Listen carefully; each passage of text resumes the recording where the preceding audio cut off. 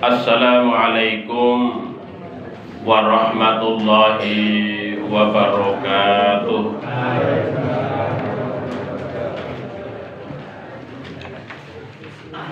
Alhamdulillah, alhamdulillahilladzi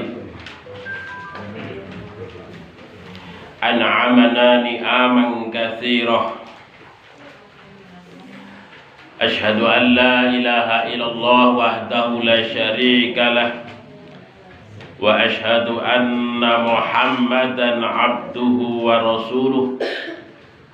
Allahumma sholli wa sallim wa barik ala Muhammad wa ala alihi wa ashabihi wa man tabi'ahum bi ihsani ila yaumil qiyamah. Amma ba'd.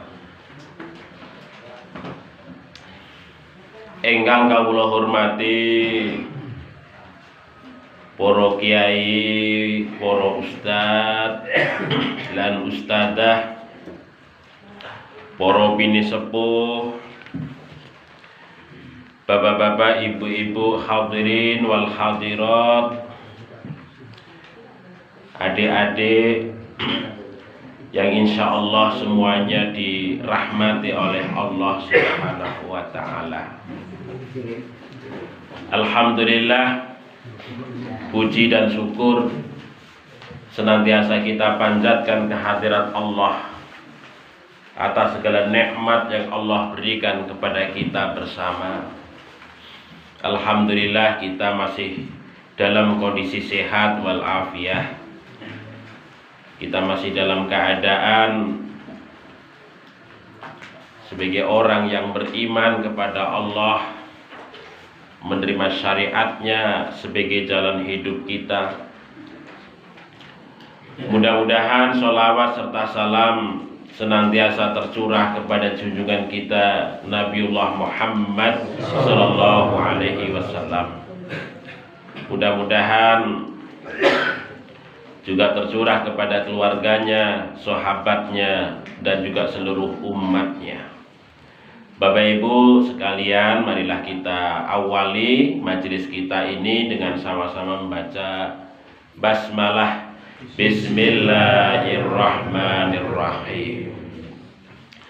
Pada kesempatan kali ini kita akan bahas tentang hakikat muraqabah. Muraqabah. Nah, ini ayatnya dibaca dulu dari yang sebelah sana. Siapa namanya, Nak? Siapa?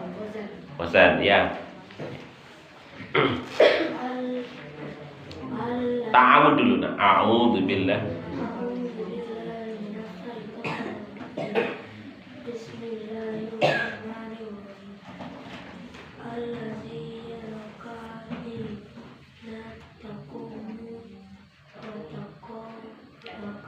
Bataqallubaka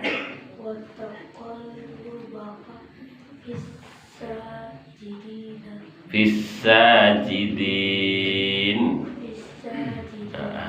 Terus berikutnya namanya siapa, Nak? Ya, silakan.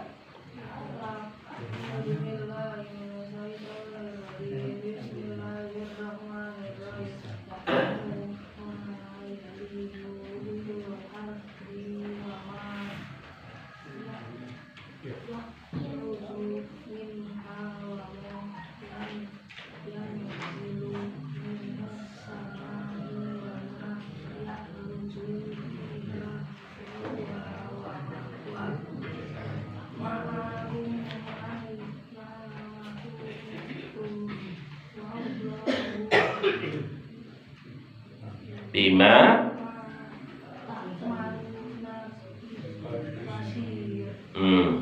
Terus berikutnya. Nah, siapa? Fadlan. Ya, tafadhol Mas.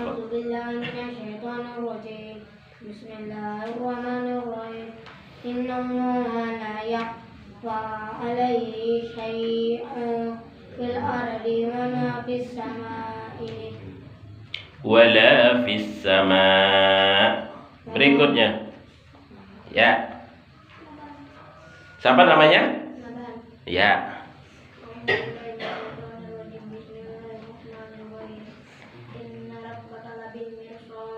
Nah, berikutnya. Ayo nak.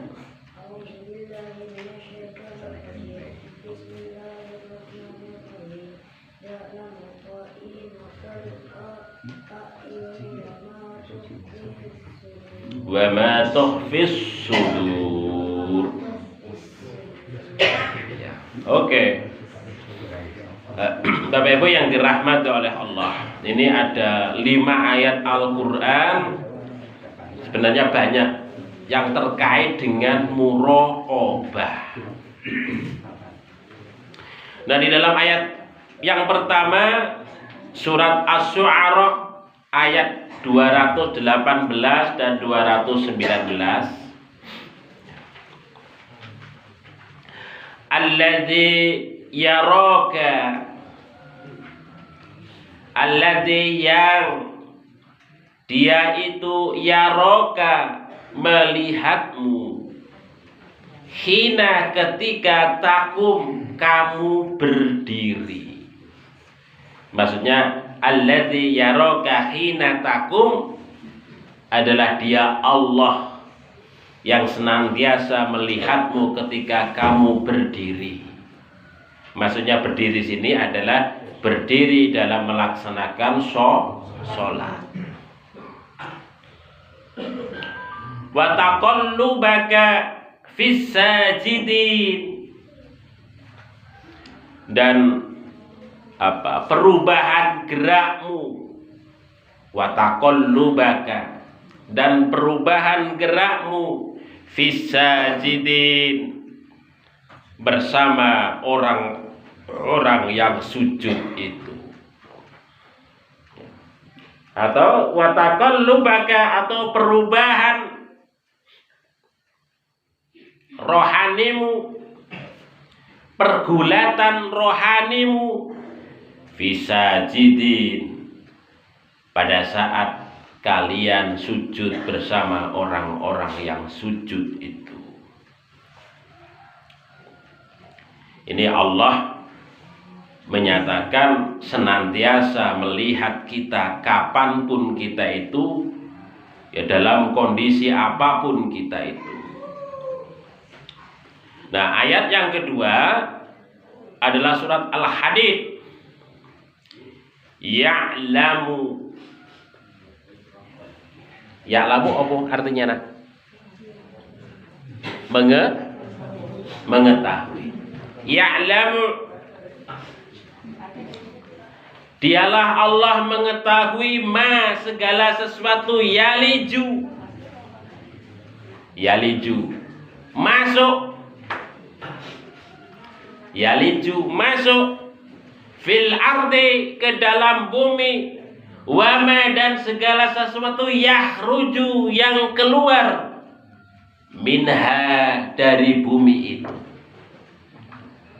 wama yang zilu, dan segala sesuatu yang turun, minas samai, dari langit, wama ya'ruju, dan segala sesuatu yang naik, fiha, ke atas langit itu, wahwa, dan dialah Allah, ma'akum, senantiasa bersama kalian, ainama kuntum, dimanapun kalian itu berada, wallah, dan Allah itu bima ta'malun, terhadap segala sesuatu yang kalian lakukan itu, basyir, maha melihat. Jadi segala apapun yang ada di alam semesta ini diketahui oleh Allah Subhanahu wa ta'ala. Segala sesuatu yang keluar masuk di bumi ini, segala sesuatu yang turun naik ke langit, semuanya diketahui oleh Allah Subhanahu wa ta'ala. Nggak ada sesuatu yang alpa, ya, yang terlepas dari pengamatan Allah Subhanahu wa Ta'ala. Maka disebut Allah sebagai alim, ya'lam. Dialah Allah yang maha mengetahui segala sesuatu. Dan kepada kita semua orang-orang yang beriman, wa huwa ma'akum ainama kuntum. Allah itu senantiasa bersama kita, ya, dimanapun kita itu berada. Ini ma'iyah Allah namanya. Ma'iyah, Allah senantiasa membersamai kita dimanapun kita ini berada. Wa huwa ma'akum ainama kuntum. Kemudian ayat yang ketiga adalah innallaha, sesungguhnya Allah Subhanahu wa Ta'ala itu la yakhfa, tidak ada yang tersembunyi alaihi terhadapnya, syai'un, segala sesuatu apapun, fil ardi, yang ada di muka bumi ini, wala fis samai, demikian juga tidak ada yang tersembunyi sedikit pun bagi Allah itu, segala apa yang ada di langit. Artinya nggak ada kok sesuatu yang mencoba menyembunyikan diri kepada dari Allah Subhanahu wa Ta'ala. Kita sebagai manusia, walaupun kita itu berupaya untuk menutupi segala sesuatu yang kita lakukan, apa yang ada di dalam hati kita, Allah itu adalah mengontrol kita. Tidak ada yang tersembunyi sedikit pun dari Allah Subhanahu wa Ta'ala. Semuanya diketahui oleh Allah Subhanahu wa Ta'ala. Dalam ayat yang keempat, surat Al-Fajr ayat 14, inna rabbaka labil mirsad. Inna, sesungguhnya, rabbaka, Tuhanmu itu, la, sungguh, bil mirsad, benar-benar mengawasi. Jadi Allah menika senantiasa mengawasi kita semua. Surat yang ayat yang kelima, surat Ghafir ayat 19, ya'lamu kha'inatal a'yun. Dialah Allah mengetahui kha'inatal a'yun, dari gerak mata yang khianat, wa ma tukhfis sudur, dan segala sesuatu yang disembunyikan dalam dada. Dari gerak mata manusia, ya, walaupun ketoke kok bagus, tapi Allah melihat, oh ini enggak bagus. Apa yang ada di dalam kerentek hati kita senantiasa diketahui oleh Allah Subhanahu wa Ta'ala. Makanya Bapak Ibu sekalian, seperti sifat iri hati, ya, kemudian sifat takabur, sombong, dan lain sebagainya, walaupun itu orang kelihatan, tapi itu ada di dalam hati kita, ketok. Gusti Allah itu ngerti. Nah itu ngerteni. Jadi segala apa yang ada di dalam hati kita, yang disembunyikan dari khianatnya mata memberikan pandangan yang kelihatannya bagus, tapi ternyata tersembunyi di balik mata itu sesuatu hal yang kurang baik. Allah melihatnya. sekalipun manusia itu tidak mampu untuk mengenalnya. Nah, ini ayat-ayat tentang muraqabah. Bapak Ibu yang dirahmati oleh Allah, raqabah atau muraqabah menika maknanipun adalah mengandung makna yaitu mengawasi, ya, memantau, memonitor, itu namanya muraqabah. Muraqabah. Terus muraqabah dengan ungkapan lain adalah satu keyakinan yang ada di dalam diri kita bahwa segala sesuatu yang ada di alam semesta ini, termasuk apa yang kita lakukan itu tidak terlepas dari kontrol Allah Subhanahu wa ta'ala. Itu namanya muraqabah. Nah, Syekh Yasir Abdurrahman di dalam kitab yang Mausu'ah Al-Ahlak waz-Zuhud war-Raqaiq, beliau mendefinisikan al-muraqabah hiya dawamu ilmil abdi wa tayakunihi bi'idla'il haqqi subhanahu wa ta'ala ala zahirihi wa batinihi. Sing jenengane muraqabah menika hiya nggih menika dawamu ilmil abdi, ya, pengetahuan seorang hamba yang secara terus menerus, watayakunihi, dan keyakinannya juga, atau dengan ungkapan lain pengetahuan dan keyakinan seorang hamba yang secara terus menerus, secara kontinu. Nah, menika pengetahuan dan keyakinan yang secara kontinu mengenai apa? Bi'idla'il haqqi, dengan satu keyakinan bahwasanya Allah Subhanahu wa ta'ala itu senantiasa mampu mengungkap, mampu melihat, ya, terhadap apa yang ada di alam semesta ini, apa yang ada di bumi ini, apa yang ada dalam diri kita, ala zahirihi wa batinihi, baik itu secara zahir ataupun secara batin, ya, baik zahir atau batin itu senantiasa dilihat, ya, oleh Allah Subhanahu wa ta'ala. Nah, ini definisi yang dikemukakan oleh Syekh Yasir dalam kitabnya Mausu'atul Ahlak wonten menika.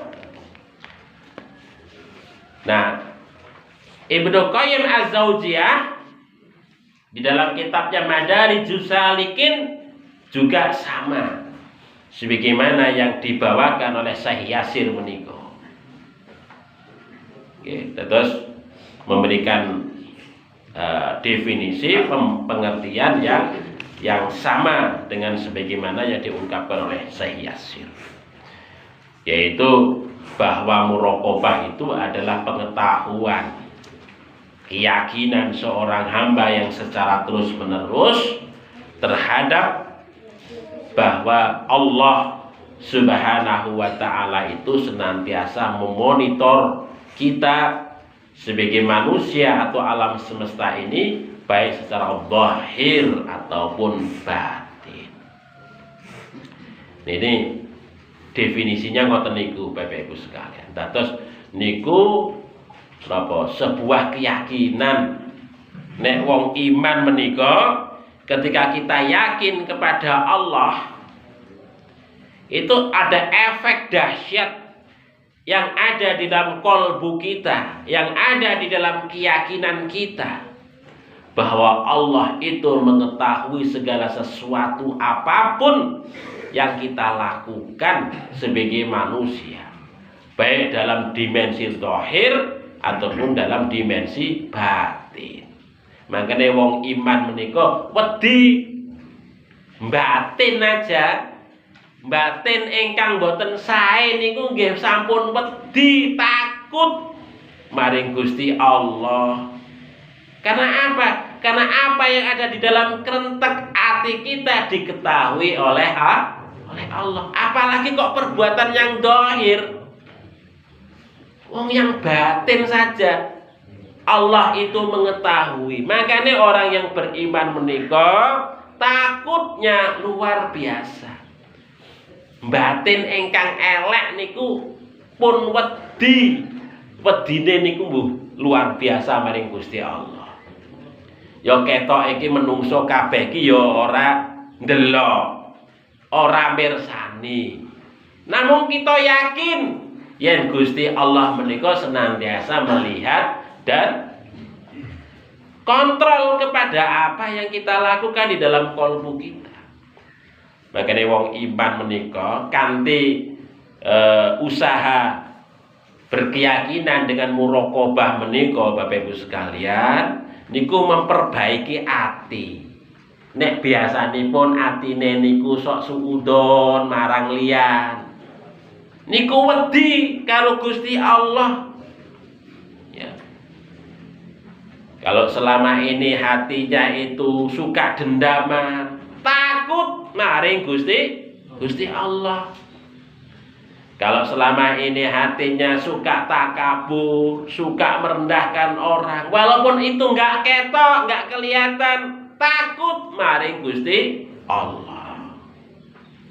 Karena Allah senantiasa melihat apa yang terbersit di dalam hati niku kelihatan oleh Allah.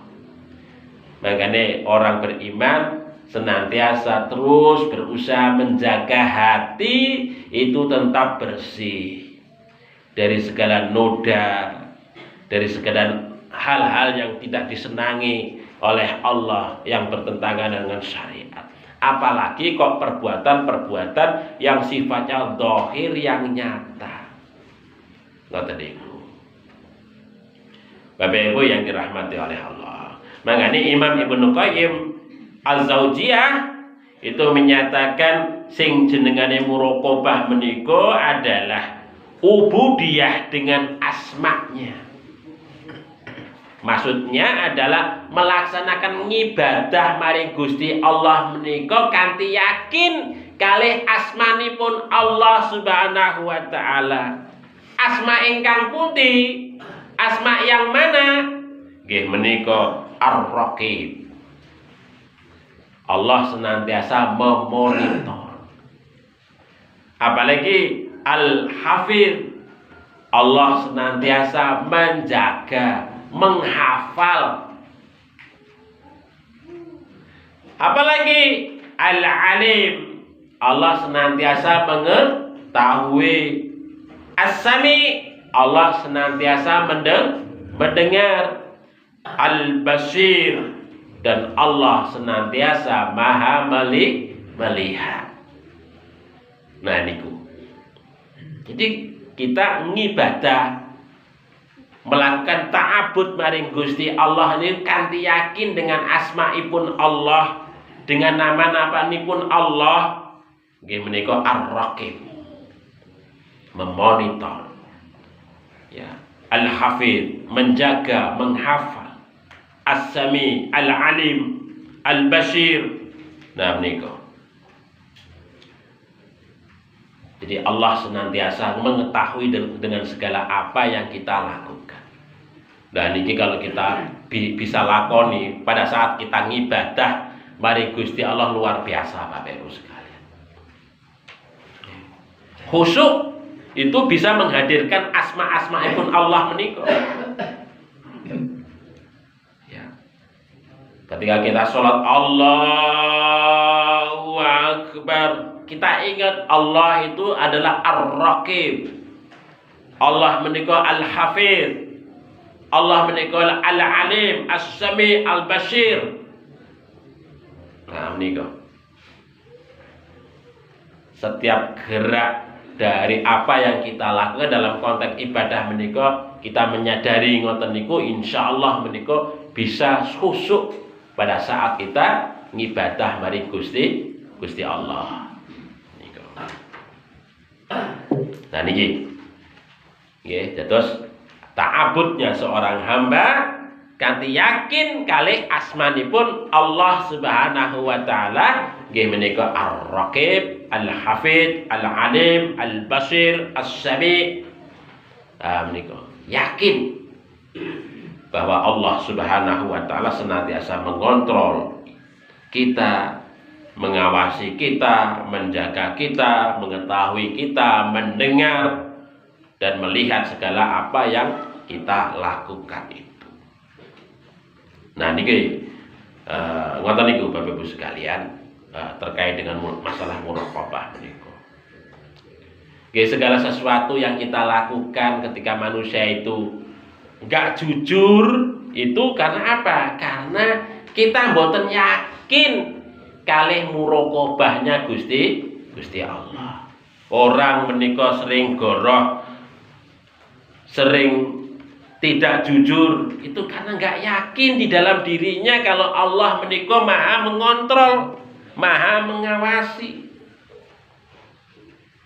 Ngoten niku.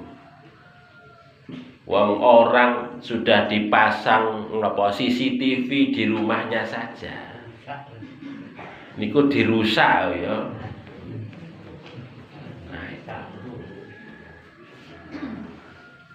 Dikiranya kalau sudah dirusak itu nggak konangan, padahal nggih pasti konangan. Niko. Jadi karena orang nggak punya keyakinan dengan muraqabahnya Allah Subhanahu wa taala itu banyak orang yang berperilaku bohong, berperilaku goroh, berperilaku ngapusi dan banyak hal yang lainnya. Tapi kalau nilai-nilai muraqabah menika betul-betul diyakini bagi kita orang-orang yang beriman, kita kentek hati saja sudah takut. Niat Allah saja sudah wedi. Karena itu sudah diketahui oleh Allah. Ngoten. Nah niki orang beriman ngoten niku Bapak Ibu sekalian. Makanya wong beriman menika ngati-ngati betul pada saat urip wonten donya. Senantiasa menjaga dirinya, menjaga hatinya tetap terkontrol, terkendali sesuai syariat. Nah menika. Bapak Ibu yang dirahmati oleh Allah. Kemudian kalau kita baca di dalam banyak hadis terkait dengan nilai-nilai muraqabah menika adalah umpamanya hadis sahabat Umar ibn al-Khattab. Muraqabah itu adalah bagian daripada sifat ihsan. Niki ada satu cerita. Suatu ketika Kanjeng Nabi Muhammad sallallahu alaihi wasallam bermajlis dengan para sahabat. Ditekani malaikat Jibril. Teko malaikat Jibril itu wonten majlisipun Kanjeng Nabi Muhammad. Para sahabat niku gumun kabeh. Ini orang asing. Kok datang tiba-tiba ke majelisnya Kanjeng Nabi? Enggak ada yang tahu. Tiba-tiba kemudian mendekat kepada Kanjeng Nabi. Kemudian niki lututnya itu ditempelke kali lututipun Kanjeng Nabi. Tangannya itu kemudian nempel teng sukune Kanjeng Nabi. Wahai Kanjeng Nabi, tanglet kali Kanjeng Nabi. Ya Muhammad, akhbirni anil iman. Hei Muhammad, ceritakanlah kepadaku tentang iman. Ya Muhammad, akhbirni anil Islam. Ya, setelah Kanjeng Nabi mengajarkan apa itu iman, apa itu Islam, dia menyatakan sodakta, benar engkau wahai Muhammad. Para sahabat kaget kabeh. Jadi wong asing teko cedak kali Kanjeng Nabi takon tentang iman dan Islam. Ketika Kanjeng Nabi cerita tentang iman dan Islam, engkau benar. Loh, kok tiba-tiba benar kata niki? para sahabat gumun kabeh. Sampai kemudian tentang ihsan. Ya Muhammad akhbirni anil ihsan. Hei Muhammad, ceritakanlah kepadaku tentang ihsan. Maka Kanjeng Nabi Muhammad SAW cerita yang namanya ihsan itu adalah anta'budallah. Ketika engkau nyembah maring Gusti Allah, ka'annaka, seolah-olah engkau taroh. Seolah-olah engkau taroh, engkau melihatnya. Terus yang kita itu nyembah maring Gusti Allah, seolah-olah kita itu melihat Gusti Allah. Fa'ilan takun taroh, sekiranya kok engkau tidak melihatnya, fa innahu yaraka, maka yakinlah setuhune Gusti Allah itu yaraka, senantiasa melihatmu. Terus kalau kita bisa ngibadah ngoten niku Bapak Ibu sekalian, maka tingkatan derajat ibadah kita itu sudah sampai level ihsan. Derajat engkang paripurna. Ngibadah tidak sekedar memenuhi syarat dan rukunnya saja, tetapi sudah sampai ketika kita itu ibadah maring Gusti Allah itu, hati kita itu hadir, hati kita itu berkeyakinan bahwasanya Allah Subhanahu wa taala itu adalah, yakin betul hati kita, yaitu melihat apa yang kita lakukan. Ngoten niku. Jadi melihat apa yang kita lakukan. Wah, ini kalau sudah ngoten niku levelipun ngibadah kita Bapak Ibu. Luar biasa menika. Niki jenengane level ibadah yang khusyuk tenan. Tadarruk tenan. Itu. Khusyuk, tadarruk. Tapi kebanyakan kita nggih ngibadah menika nggih sekedar syarat dan rukun menika. Nggih napa Bapak Ibu sekalian. Niku. Karena ya ini, ya kita jarang mencoba, ya jarang mencoba untuk kemudian menghadirkan hati itu, menghadirkan keyakinan pada saat kita ngibadah maring Gusti Allah. Kita merasa kalau sudah gugur kewajiban selesai ngoten, melaksanakan sholat duhur selesai, ya sudah selesai. Ngoten. Jadi nggak ada bekasnya dari ibadah yang kita jalankan itu tadi. Padahal Allah itu adalah senantiasa bersama kita. Nah, menika. Itu terus, dan ini dalam konteks ibadah ngoten Bapak Ibu sekalian. Kemudian yang kedua, muraqabah itu adalah bertakwa kepada Allah di mana saja. Ini dalam hadis ya, yang diceritakan oleh Abu Dar dan juga Mu'ad bin Jabal radhiyallahu anhu.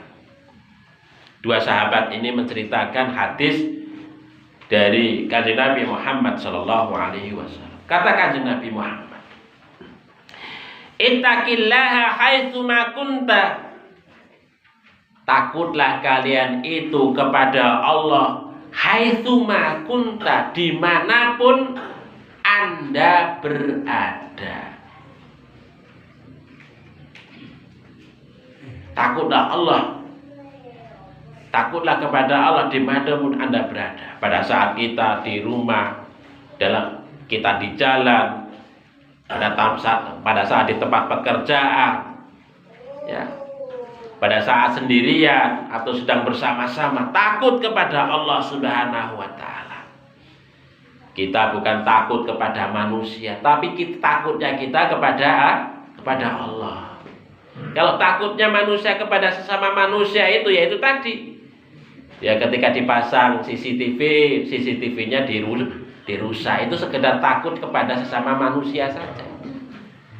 Dia cuma yakinnya kepada manusia saja. Ketika CCTV itu hilang, maka perbuatan jahatnya yakin kalau itu tidak akan pernah dilihat. Akhirnya ngarang cerita. Seharusnya kejadiannya ini dikarang yang berbeda. Itu sudah berbuat bohong lagi. Sing dengene dosa nggih ngoten niku, Bapak. Sudah berbuat salah, bohong, maka dia akan cari kebohongan yang lain, berbuat salah lagi. Supaya kebohongan ini tidak tertutupi, dia akan berbuat bohong lagi untuk menutupi. Makanya takutlah hanya kepada Allah Subhanahu wa taala. Ya. Kemudian wa'adbi'is sayyi'atal hasanata tamhuha. Wa'adbi'is sayyi'ata. Ketika kita berbuat salah, berbuat dosa, maka wa'adbi'is sayyi'ah, perbuatan dosa, perbuatan salah itu harus diikuti al hasanata dengan perbuatan baik. Kalau kita sadar itu bahwasanya perbuatan salah, perbuatan keliru, perbuatan dosa, maka harus kita ikuti dengan perbuatan baik. Kita tebus dengan perbuatan baik. Tidak malah kemudian perbuatan salah itu kita ikuti dengan perbuatan salah yang lain. Salah diikuti dengan kebohongan, salah lagi. Maka dosanya level. Nah itu. Jadi dosanya kuadrat. Salah kita sadar, akui, kemudian kita bertobat pada Gusti Allah, kita ikuti perbuatan salah itu kanthi perbuatan baik. Carane pun ngoten orang beriman menika. Karena apa? Itu nanti perbuatan baik yang kita lakukan, yang kita tanam itu insya Allah itu akan menghapus dari perbuatan dosa yang kita lakukan itu, salah yang kita lakukan itu tadi. Ngoten niku. Itu muraqabah ngoten niku. Karena takut mari Gusti Allah tunggih tenanan. Ketika perbuatan salah itu kemudian dia berusaha untuk menebusnya dengan perbuatan-perbuatan kebaikan yang lain. Wa khaliqin nas bi khuluqin hasanin, dan berakhlaklah kepada manusia dengan akhlak yang baik. Orang yang senantiasa muraqabah menika adalah berusaha untuk berbuat baik dengan sesama. Ya, memperlakukan sesama itu dengan sebaik mungkin. Tidak akan pernah untuk menyakiti, mendolimi, mengambil haknya orang lain. Dia takut betul mari Gusti Allah. Itu yang kedua. Yang kedua. Kemudian yang ketiga adalah Bapak Ibu sekalian, muraqabah itu dengan keyakinan bahwa Allah Subhanahu wa taala sebagai penentu dan penentu manfaat dan madharah. Ini diceritakan oleh sahabat Abdullah bin Abbas radhiyallahu anhu. Ketika beliau masih kecil, masih anak-anak, dibonceng oleh Kanjeng Nabi Muhammad sallallahu alaihi wasallam. Keliling. Sifatipun Kanjeng Nabi Muhammad menika seneng nyenengke anak-anak. Sahabat Abdullah bin Abbas itu digoncengke, keliling, diajak keliling. Di belakang ontanya Kanjeng Nabi. Kalian diceritani. Jadi sahabat Kanjeng Nabi ini cerita kalian ngajari, boncengke, kalian ngajari. Dan niki hadisipun rati panjang Bapak Ibu sekalian. Tapi saya cuplik di sini. Ya ghulam. Ya. Wahai nak. Ya ghulam. Inni u'allimuka kalimat. Aku akan mengajarimu beberapa kalimat. Di antara kalimat itu adalah wa'lam anal ummata law istama'at ala ayyan fa'uka bi syai' Wa'lam, ketahui ya, annal ummata, sekiranya ada sekelompok manusia, labistama'at, mereka itu berkumpul, bertemu, ala ayang fauka, yang mana mereka itu nantinya akan menghadirkan manfaat kepadamu, bisyai'in, terhadap sesuatu, la yang fauka illa bisyai'in, maka mereka itu tidak akan memberikan manfaat kepadamu, bisyai'in, dengan sesuatu itu, illa ma kataballahu laka, kecuali terhadap apa yang telah ditetapkan oleh Allah Subhanahu wa taala, bahwasanya itu memang bermanfaat untukmu. Nah ini keyakinan Bapak Ibu sekalian. Jadi segala muadarat, segala manfaat menika adalah angsalipun saking Gusti Allah. Walaupun orang bersepakat, berusaha, bersekongkol, bersatu, ngoten niku, ingin memberikan suatu manfaat kepada seseorang itu, ketika itu memang manfaat itu tidak ditakdirkan kepada orang itu, maka apa yang dilakukan oleh banyak orang itu tidak juga memberikan manfaat kepada orang yang bersangkutan. Nah, sebaliknya juga, ya, iwa ini istama'u ala ayadurruka bisyai'in, sekiranya mereka itu juga bersatu, berkumpul,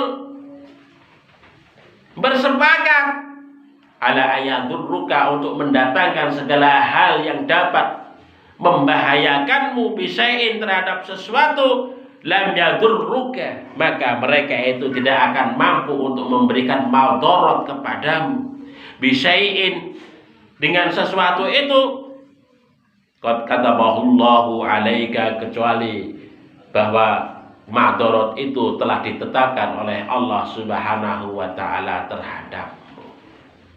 Ini Rasulullah ngajari tentang keyakinan kepada anak, bahwasanya madarat dan manfaat itu hanya datangnya dari Allah. Terus kita menikah Bapak Ibu sekalian, ya, sekedar menjalani urip, menjalani kehidupan terkait dengan segala bahaya itu, kita hanya berikhtiar, usaha. Tapi yang menentukan terkait dengan masalah madarat dan manfaat itu adalah Allah. Kita dituntut untuk berusaha melakukan sesuatu yang baik itu, tetapi terkait dengan apakah itu nantinya memberikan manfaat, memberikan madarat, itu adalah Allah lah yang menentukan. Ngoten. Itu keyakinan ini penting Bapak Ibu sekalian. Terus kita segala sesuatu itu kita pasrah mari Gusti Allah.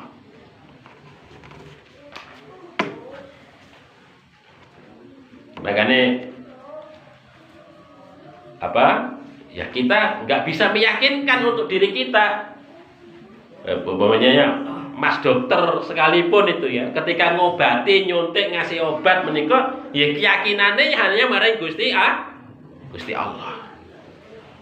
Hanya saja Mas dokter punya ngasih obat itu karena itu adalah usaha yang sudah dilakukan secara maksimal, ya, terkait dengan sudah dilakukan eksperimen, dilakukan macam-macam itu tadi, pembuktian. Tetapi apakah dikasih obat itu sembuh ataukah tidak, kita pasrahkan maring Gusti Allah. Ngoten. Apalagi kok cuma dukun sing ora pasti, yang nggak jelas, mek ngeramal doang. Ya, dukun, wah itu kalau nggak saya nggak sembuh itu. Saya punya wisik, tak kasih wisik, wafat kemarin itu. Oh, kalau nggak berasal dari saya itu, wah sudah hilang nyawanya. Itu sombong namanya. Itu melampaui Gusti Allah. Nah itu. Terus Kita hanya berkeyakinan bahwasanya segala madharat, segala manfaat itu asalnya dari Allah. Kita hanya berusaha, berikhtiar secara maksimal. Ya, begitu. Nah, ini keyakinan ngoten Bapak Ibu sekalian. Kemudian yang lainnya ya, adalah pemantauan terhadap segala perbuatan yang haram. Allah menika senantiasa memantau terhadap segala perbuatan haram yang dilakukan oleh hambanya. Ini pantauan Gusti Allah niku tenanan kan terhadap perbuatan haram niku. Makanya jangan main-main karena perbuatan ingkang haram. Dikatakan di dalam hadis Abu Hurairah menika, Rasulullah niku ngendika innallaha ta'ala yaghor. Setuhune Allah Subhanahu wa taala itu yaghor, maha pencemburu. Ingat niki Bapak Ibu sekalian. Dados Gusti Allah menika adalah pencemburu. Wa ghairatullahi ta'ala ayatiyal mar'u ma haramallahu alaih. Dan cemburunya Allah. Wa ghairatullahi apa? Ayatiyal mar'u, yaitu kepada seseorang. Ketika seseorang itu adalah mendatangi mendatangi apa? Ma haramallahu alaihi, terhadap apa yang telah diharamkan oleh Allah terhadapnya. Wong itu sudah diharamkan oleh Gusti Allah kok malah didatangi, kok dilakoni. Wes ngerti itu haram kok tetap dilakoni. Allah menika pencemburu, cemburunya luar biasa. Ora seneng blas. Makanya terkait dengan masalah haram menika berhenti total. Rumusipun ngoten niku Bapak Ibu sekalian. Terkait dengan perbuatan haram adalah ketika Allah mengharamkan sesuatu berhenti total. Tetapi dalam kaitannya dengan masalah ketaatan sesuai dengan kemampuan kita. Dalam masalah ketaatan, contohnya pun masalah sholat, ini sesuai dengan kemampuan kita. Kalau selama ini kita mampunya sholat 5 waktu saja, wajib 5 waktu saja, belum bisa melaksanakan rawatib, belum bisa melaksanakan duha, belum bisa melaksanakan tahajud, kemampuan kita masih sholat 5 waktu saja. Itu Gusti Allah maklum.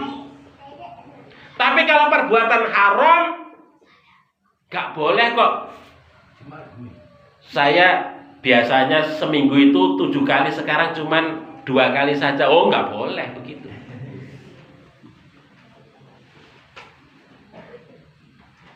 Gak ada alasan ngoten niku. Kalau masalah perbuatan haram niku. Kalau haram sudah dinyatakan haram, maka orang beriman harus berhenti secara total. Gak boleh kok mencoba-coba. Gak boleh saya cuma mencicipi doang. Mboten. Saya cuma ngrasakne tok, rasane iki kaya apa. Mboten angsal.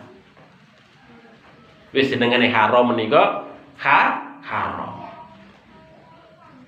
Titik nggih mboten angsal, apalagi banyak. Ngoten. Jadi perbuatan haram menika berhentinya nggak boleh dicicil Bapak Ibu sekalian. Kalau dulu saya itu sergep tapi sekarang sudah ini kok sudah mulai liren. Mulai liren ceritakan. Jadi kalau perbuatan haram mboten asal dicicil, langsung berhenti total.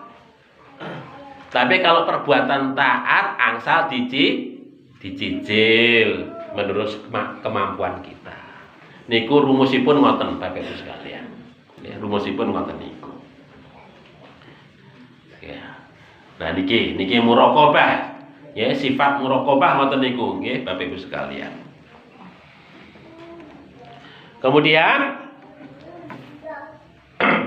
Yang kelima adalah muraqabah, adalah keyakinan bahwa Allah Subhanahu wa taala mengutus para malaikatnya untuk menguji manusia.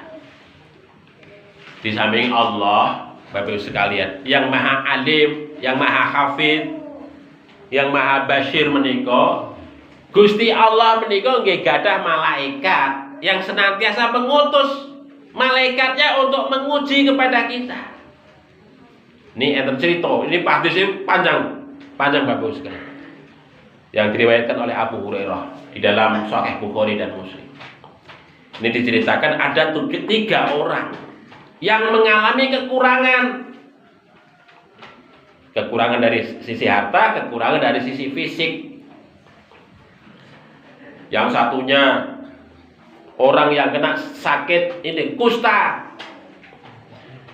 ya, dia miskin. Yang satunya dia botak, dalam kondisi miskin juga. Yang satunya buta dan dalam kondisi miskin.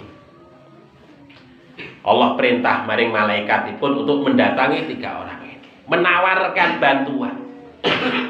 Maka kemudian malaikat ini, wahai fulan, apa yang kau kehendaki dari badanmu itu? Wahai, ya saya pengennya bahwasanya badan saya itu bisa pulih, fisik saya ya dilihat orang itu ya enak, nggak selama ini menjijikkan orang. Maka disentuhlah orang itu, sembuh dari penyakitnya itu tadi, kembali kulitnya kembali. Kemudian malaikat menawarkan kepada orang tersebut, ya fulan, apa yang kau kehendaki dari harta? Saya pengen punya unta. Dikasihlah unta.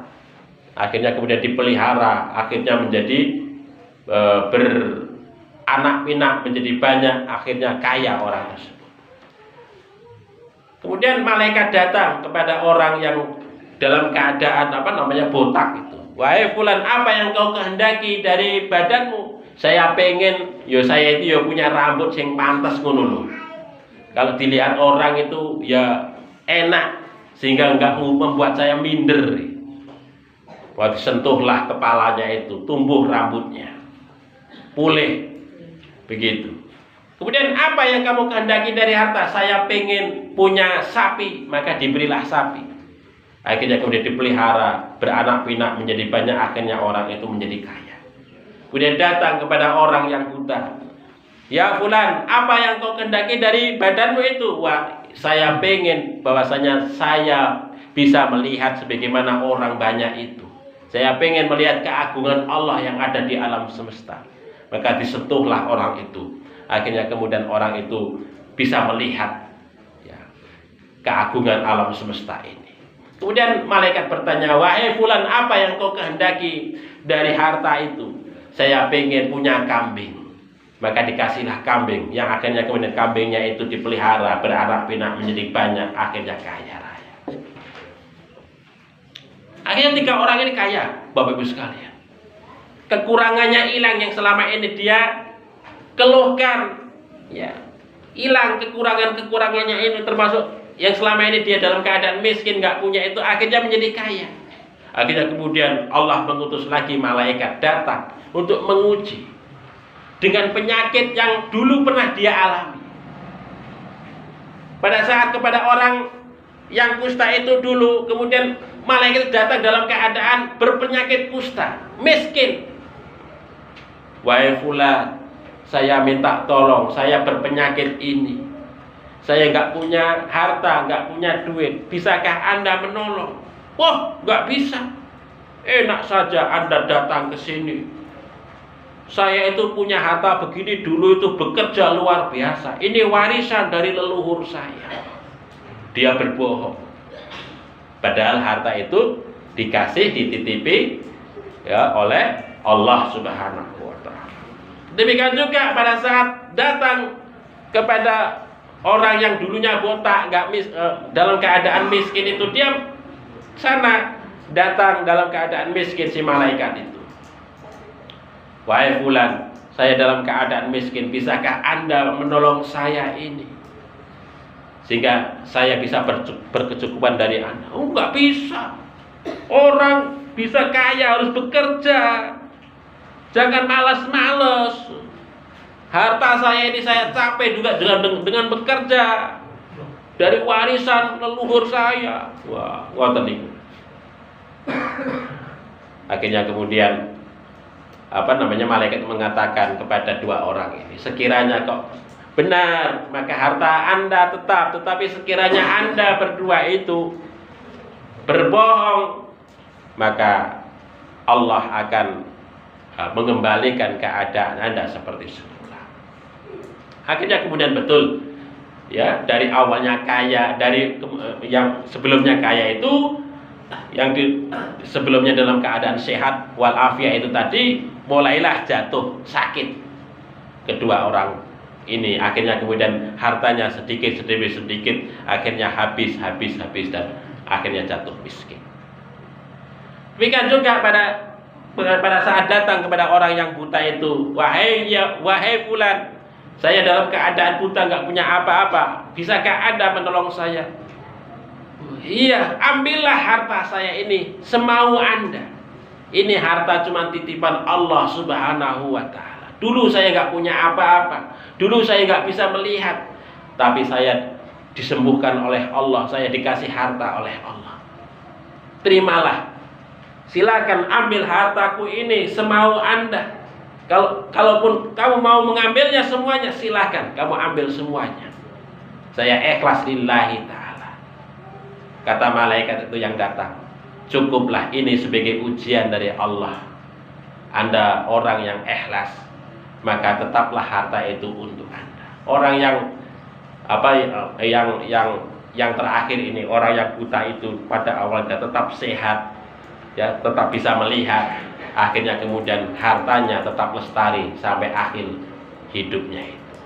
Bapak Ibu yang dirahmati oleh Allah Subhanahu wa ta'ala. Ini kita berkeyakinan bahwa Allah Subhanahu wa ta'ala senantiasa mendatangkan malaikat untuk menguji kita, ya, terkait dengan harta yang kita miliki. Oleh sebab itu maka kita, Bapak Ibu sekalian, masih ada waktu, kesempatan dan lain sebagainya. Ya, umumnya ngeten Bapak Ibu sekalian. Maka saya sering wanti-wanti, kalaupun ada orang datang ke tempat kita meminta-minta, itu dikasih lah. Itu kita nggak tahu kalau itu apakah itu sebagai malaikat ataukah siapa yang datang kepada kita. Walaupun kita nggak tahu orang yang datang itu apakah dia itu ngapusi tenanan, yang penting kita sudah ngasih. Jangan sampai kok kita menolak, oh enggak, karena ini saya nggak menerima sumbangan, boten. Ya kalau itu kita dudukkan dulu, wonten napa Mas? Nah, kita dudukkan dulu. Panjenengan sampun minum, kita kasih. Jangan sampai kok kemudian ada orang yang minta kita usir. Itu jangan sampai begitu. Kita nggak tahu orang yang datang itu apakah itu malaikat ataukah Allah menguji kita. Nah, ini Allah Subhanahu wa ta'ala sering ngoten niku Bapak Ibu sekalian. Nggih, sering ngoten niku. Jadi, apakah kita termasuk orang yang bersyukur dengan harta kita ataukah tidak? Sekiranya kok kita nggak punya pada saat itu, mohon maaf Mas, saat menika saya kok belum punya yang jenengan harapkan. Mohon maaf belum bisa ngasih. Kita omongkan dengan sopan, kita omongkan dengan halus. Sekiranya ngoten Bapak Ibu sekalian, karena waktunya sampun siang, kita akhiri dengan sama-sama membaca doa kifaratul majlis. Subhanakallahumma rabbana wa bihamdika asyhadu an la ilaha illa anta astaghfiruka wa atubu ilaik. Ada kekhilafan mohon maaf. Assalamualaikum warahmatullahi wabarakatuh.